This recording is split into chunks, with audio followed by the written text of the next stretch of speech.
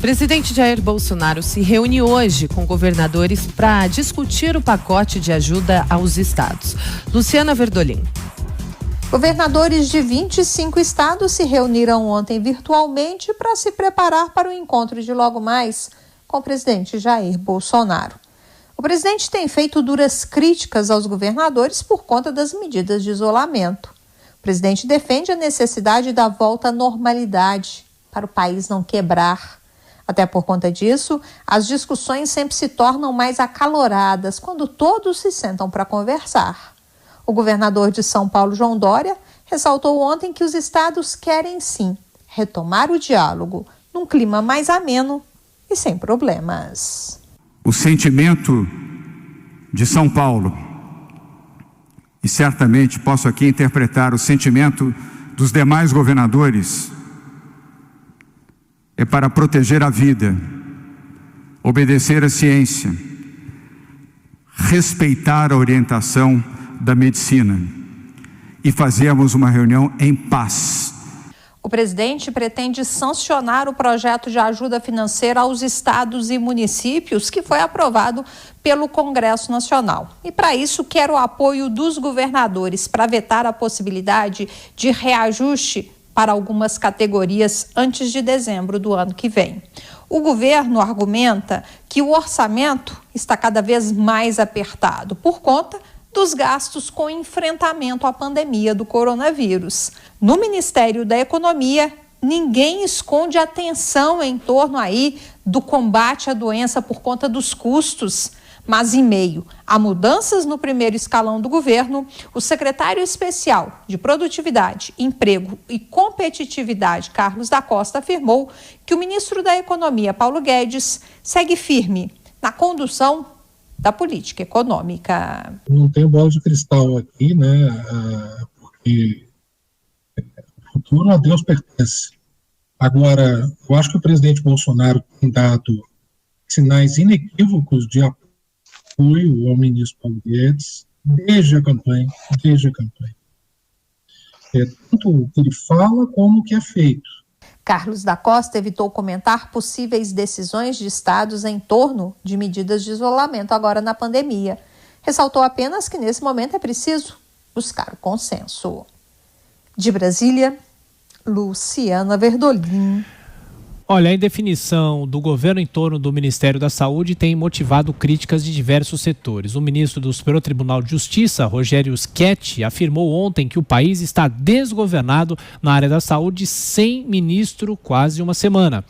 Schetti disse também que em um momento como esse, o presidente Jair Bolsonaro deveria deixar de lado as opiniões pessoais, antagonismos políticos e questões familiares em prol da construção de uma unidade nacional. Bom, girando aqui os nossos comentaristas, hoje uma reunião importante do presidente da República, Jair Bolsonaro, com os governadores. José Maria Trindade, será que o clima será mais tranquilo do que uma reunião anterior entre ele e os governadores? Começo por você, Zé Maria, nosso repórter, jornalista raiz. Exatamente. Olha, Tiago, essas reuniões remotas assim têm sido mais tranquilas, né, do que aquele frente a frente. É um novo estilo e a ideia é que realmente seja uma reunião mais tranquila do que a última, que também foi remota. Mas há no ar uma grande disputa política. Entenderam os deputados e senadores e governadores que o presidente Jair Bolsonaro acertou ao decidir por este auxílio emergencial de R$ 600, 3 parcelas. Isso se transformou em canhão político. Estou ouvindo aqui de deputados e de senadores nas conversas de que nas bases eleitorais o presidente está sendo defendido. Isto é 4 vezes o valor pago pela Bolsa Família em um ano, né? Seriam 4 anos de Bolsa Família distribuídos em 3 meses. Tanto é assim que já existe uma disputa seguinte, ou seja, continuidade do emergencial.